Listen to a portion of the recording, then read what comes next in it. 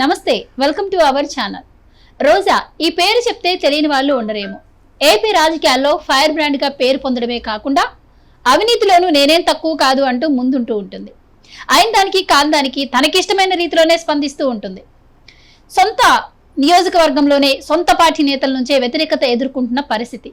అయితే ఈవిడ తీరు జగన్ కు పెద్ద తలనొప్పిగా మారిందట. మరి ఆవిడ ఎలాంటి అవినీతి చేస్తుంది, ఈ విషయాలన్నీ తెలుసుకునే ప్రయత్నం చేద్దాం. మనతో ఉన్నారు senior political journalist Durga Kumar గారు. నమస్కారం అండి. నమస్కారం మన వీక్షకులు కూడా నమస్కారం. సో దుర్గా కుమార్ గారు, రోజా గురించి మనం ఏ రాజకీయాల్లో ఎప్పటి నుంచో చూస్తూనే ఉన్నాం, వింటూనే ఉన్నాం. ఆవిడ నోరేసుకొని పడిపోతే అసలు ఎవరైనా ఆవిడ ముందు దిగదుడిపే అన్నట్టు. సో మొన్నటి వరకు అసలు రోజాకి నగర్ నుంచి టికెట్ వస్తుందా రాదా అన్న పరిస్థితి. ఎందుకంటే ఆవిడ చేసిన అవినీతి అంతా ఇంత కాదు అని చెప్పుకుంటూ ఉంటారు. మరి ఈ నేపథ్యంలో ఆవిడ ఇప్పుడు కూడా స్పందించిన వాటికి కాకుండా స్పందించకూడదు అన్న వాటికి కూడా స్పందిస్తూ ఉంటుంది. సో దీంతో జగన్ కు పెద్ద తలనొప్పిగా మారింది అన్న వార్తలు అయితే వినిపిస్తున్నాయి. సో మీరేం చెప్తారు? అంటే ఇవాళ ఈ కొత్తగా రాజకీయాల్లోకి రోజా రాలేదమ్మా. ఆమె అంతకుముందు తెలుగుదేశం పార్టీలో కూడా ఉంది. తెలుగుదేశం పార్టీలో ఉన్నప్పుడు కూడా రాజశేఖర రెడ్డి గారిని కూడా పంచిలు ఓడదీసి కొడతామని మాట్లాడిన ఆమె. ఏ పార్టీలో ఉంటే వ్యతిరేక పార్టీ వాళ్ళని అంత దూషణ చేయటంలో, కటువైన విమర్శలు చేయటంలో రోజా గారిది అందివేసిన చెయ్యి. ఆమె తన ఉనికిని ఎక్కడున్నా కూడా తెలియజెప్పేటట్టుగా ఉంటుంది ఆమె పరిస్థితి ఆ పార్టీలో. అది ఆమెకి రాజకీయ బలము బలహీనత కూడా. కొన్నిసార్లు ఆమెకి అది అడ్వాంటేజ్ అయింది, కొన్నిసార్లు డిసడ్వాంటేజ్ అయింది. ఆమె ఉన్న పార్టీ గెలవదు అనేది ఆమెకు ఒక ఐరన్ లెగ్ అనేది కూడా అనేవాళ్ళు. అట్లా ఆమె అనేక వివాదాలను ఎదుర్కొంది, ఆమె విమర్శలను ఎదుర్కొంది. ఆమె చేసేవి కూడా అలాగే ఉంటాయి. ఎందుకంటే ఆమెకి రాజకీయంలో గాడ్ ఫాదర్ అంటూ ఎవరు లేరు. ఆమె నోరే ఆమె గాడ్ ఫాదర్. ఆమె పెద్ద ఆయుధం, పెద్ద బలం, బలహీనత. అట్లా అని రాజకీయాల్లో ఆమె కొంచెం ప్రముఖంగా రావటానికి టైం పట్టింది, కానీ వచ్చిన తర్వాత మాత్రం మంత్రి కాగలిగింది. ఎమ్మెల్యే అవటానికే చాలా టైం పట్టింది ఆమెకి. ఒక్కసారి ఎమ్మెల్యే అయిన తర్వాత టకటక పెరిగిపోయింది. పెరిగిపోయినా కూడా వివాదాలని మాత్రం ఆమె వదల్లా. ఆమె రాజకీయంగా ఇవాళ ఉనికిలో ఉండటానికి, ఇంత ప్రాచుర్యంలో పేరు ప్రతిసారి వినపడటానికి, మంచో చెడో రోజా పేరు అయితే రాజకీయంలో ఉంటది, కానీ ఆమె ఏటికి వెరవదు. ఎలాంటి మాట అయినా మాట్లాడుతుంది. రోజా గారు అసెంబ్లీలో ప్రతిపక్ష శాసనసభ్యులను ఉద్దేశించి ఏదో ఒక సంఘటన మీద వేడి వాడి చర్చ జరుగుతున్నప్పుడు మీరేం పీకుతారు, నన్ను ఏమైనా చేస్తారా అని కూడా ఆమె ప్రశ్నించింది. ఆ తర్వాత కొన్ని రేప్ సంఘటనల గురించి కూడా మాట్లాడతా, ఏముంది ఏదో జరుగుతాయి, దానికి అంత ప్రాధాన్యత ఇవ్వాల్సిన విషయమా అని కూడా అలాంటి వివాదాస్పదమైన వ్యాఖ్యలు అనేకం చేసింది. అనేకం చంద్రబాబు నాయుడు గారి మీద వ్యక్తిగతంగా చేసింది, వాళ్ళ కుటుంబ సభ్యుల మీద చేసింది, ఎవరి మీదనే చేస్తుంది. అసలు ఆమెకి వెరుపు అనేది తెలీదు. అంటే అది పార్లమెంటరీ సాంప్రదాయమా కాదా అని కూడా ఆమె ఆలోచించదు. ఎందుకంటే ఆమె సినిమా రంగం నుంచి వచ్చింది ప్రధానంగా. రెండోది ఆమె జబర్దస్త్ అనే ఒక కార్యక్రమంలో చేస్తుంది. అది ఒక రకమైన ఎంటర్టైన్మెంట్ ప్రోగ్రామ్గా అనుకోవాలా, లేకపోతే ఒక హేళన చేస్తా ఉండే ఒక కార్యక్రమం. అంటే దానికి అంత స్టాండర్డ్ అయిన కార్యక్రమం కాదు. అందులో ఆమె జడ్జిగా చేస్తుంది. అందువల్ల శాసనసభలో కానీ ఎక్కడన్నా ప్రెస్ కాన్ఫరెన్స్లో కానీ ఆమె ప్రజా జీవితంలో ఉన్న విషయం మర్చిపోయి ఆ స్టూడియోలో ఉన్నాను, జబర్దస్త్ షూటింగ్లో ఉన్నాననే స్థాయిలో ఆమె మాట్లాడటం అనేది చాలా కామన్ అయిపోయింది. వాళ్ళ రోజా ఎలాంటి వ్యాఖ్యలు చేసినా, అది ఎంత వివాదాస్పదమైనా, ఎవరి మనోభావాలు దెబ్బతిన్నా పార్టీ కూడా ఎప్పుడు స్పందించి రోజా మాటలు తప్పని కానీ, ఆమె ఆత్మ విమర్శ చేసుకుని నేను ఇలా మాట్లాడకుండా ఉండాల్సింది అని కానీ అన్న సందర్భం కూడా మనకి ఎక్కడ కనపడదు. అంటే ఆమె ఆడింది ఆట, పాడింది పాట. తర్వాత నియోజకవర్గంలో మీరు అన్నట్టు చాలా అవినీతి మీద ఆరోపణలు వచ్చినాయి. సొంత పార్టీ వాళ్ళు కూడా అసలు ఈమెకి టికెట్ ఇవ్వద్దు అని పదే జగన్మోహన్ రెడ్డి గారి దగ్గరికి వెళ్ళిన సందర్భంలో పార్టీ టికెట్ని హోల్డ్లో పెట్టారు, ఇవ్వాల ఈమెకి చాలా కాలం. వాళ్ళు ఏం చెప్పారంటే ఈమెకి గనకిస్తే మేమే తెలుగుదేశం అభ్యర్థికి సపోర్ట్ చేస్తాము అని కూడా చెప్పారు. ఆ టైంలో ఆయన కూడా హోల్డ్ చేశాడు, ఎందుకైనా మంచిదని. మరి ఎట్లా ఇచ్చారో తర్వాత ఆ నియోజకవర్గంలో ఒక మున్సిపల్ కౌన్సిల్ చైర్మన్ ఒక మహిళా దళిత వర్గానికి చెందిన ఒక మహిళకి ఇస్తానని చెప్పి 30 లక్షలు తీసుకుని, అది ఇవ్వకపోతే కూడా వాళ్ళు వెళ్ళి అడిగితే 2.5 ఏళ్ళు ఆగండి, 6 నెలల తర్వాత వెళ్తే లేదు పైనుంచి అడ్రస్ వచ్చినాయి 2.5 ఏళ్ళు ఆగు, అతన్ని తీసేసి మళ్ళీ పెడతామని. ఆ 2.5 ఏళ్ళు కూడా అయిపోయిన తర్వాత మళ్ళీ వెళ్తే కూడా ఇంకా డబ్బులు ఇవ్వటానికి ఇష్టపడాలి తమ్ముడు కానీ ఇవి కానీ.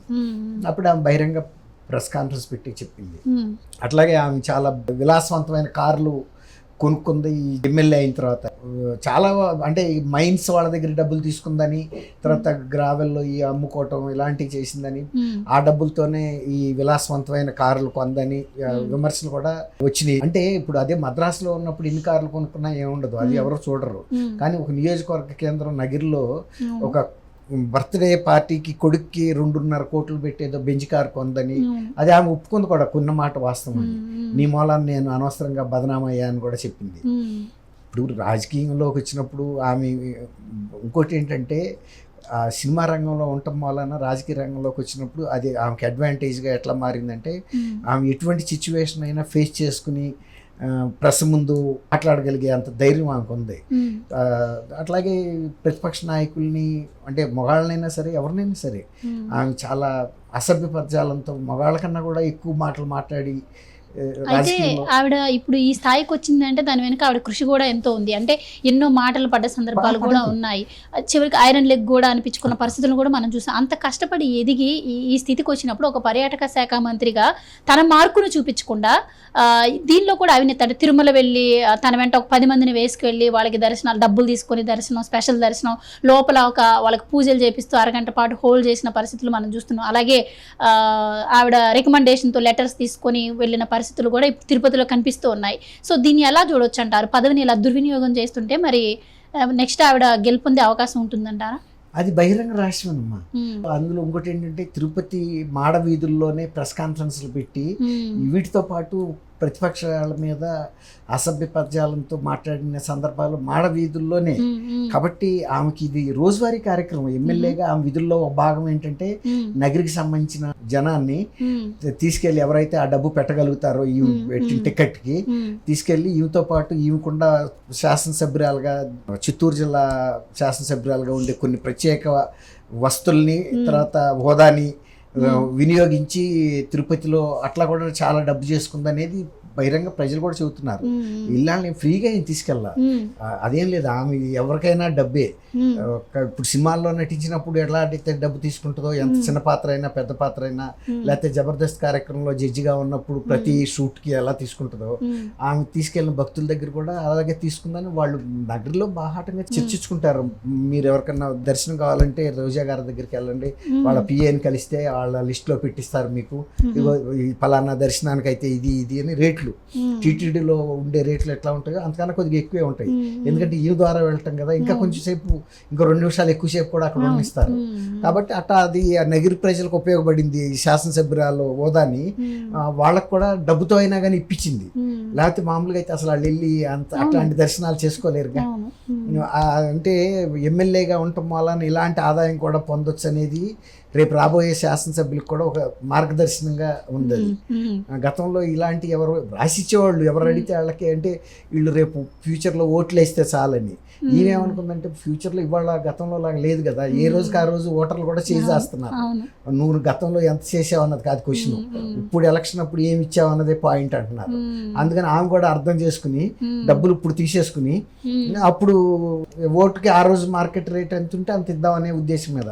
అందులో ఆమెకు అసలు టికెట్ వస్తుందని ఆమె కూడా ఊహించలా. ఎందుకంటే ఎట్లాగో వ్యతిరేకత వచ్చింది, ఇప్పుడు కూడా గెలిచిన తర్వాత చూసుకుంటాం మీ సంగతి అని కొంత పార్టీ వాళ్ళని కూడా హెచ్చరిస్తుంది. గెలవని నుండి మీ సంగతి చూస్తాను, ఆమెకేం ఆ కసి అని తగ్గల. అంటే అయితే ఈవిడతో పాటు ఆమెకి 2 బ్రదర్స్ ఉన్నారంట, వాళ్ళిద్దరు కావచ్చు భర్త, నలుగురు కలిసి దౌర్జన్యాలకు పాల్పడుతున్నారు అని వార్తలు వస్తున్నాయి. ఇది ఎంతవరకు? అది వాళ్ళ పార్టీ అధిష్టానానికి కూడా వెళ్ళి విత్ ప్రూఫ్స్ తో సహా వెళ్ళి, వాళ్ళు ఆ మున్సిపల్ చైర్మన్ కోసం డబ్బులు తీసుకుంది వాళ్ళ బ్రదరే. కాబట్టి అవన్నీ ప్రూఫ్స్ వచ్చినాయి. వీళ్ళేం మేము తీసుకోలేదని కూడా చెప్పాలా, కాకపోతే మేము ఏం చేసుకుంటావో చేసుకో అనే స్థితికి వెళ్ళిపోయారు. ఎందుకంటే హోల్డ్ పెరిగింది, అక్కడ అధికారం పెరిగింది. ఇప్పుడు జగన్ ప్రభుత్వంలో పెద్ద ఆయనే తీసుకుంటున్నప్పుడు మినిస్టర్లు, ఎమ్మెల్యేలకి ఏం లెక్కే ఉంది. కాబట్టి మొత్తం అంతా ఇప్పుడు ఇసుక విషయంలో కానీ ఇవన్నీ కూడా జరుగుతున్నాయి. లిక్కర్ విషయంలో కూడా ఇప్పుడు ఢిల్లీ రాక, ప్రధానమంత్రి రాక కూడా వెళ్ళినాయి కదా వీటి మీద ఎంక్వైరీ చేయించమని. కాబట్టి ఏది రహస్యం లేదు.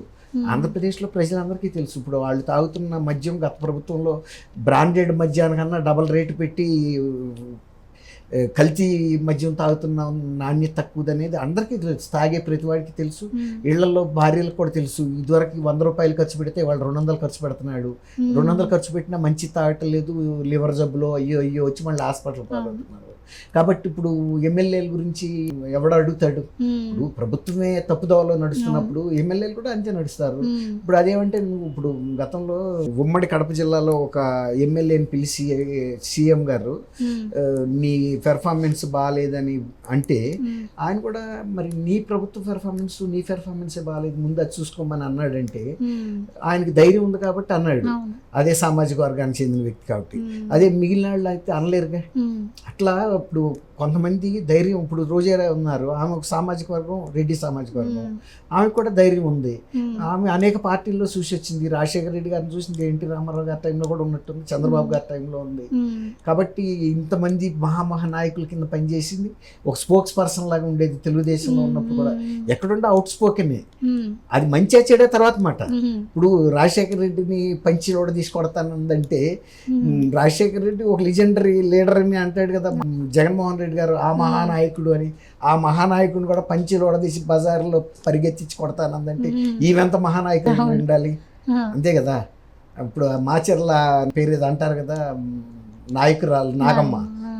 నాయకురాలు నాగమ్మ ఆ రోజుల్లో అయితే అంతకన్నా పెద్ద లాంగ్వేజ్ వాడగలిగినవి ఆధునిక నాయకురాలు మన Rojamma. Right, thank you so much అండి. థ్యాంక్ యూ అమ్మ గోవర్ధన, మన వీక్షకులు.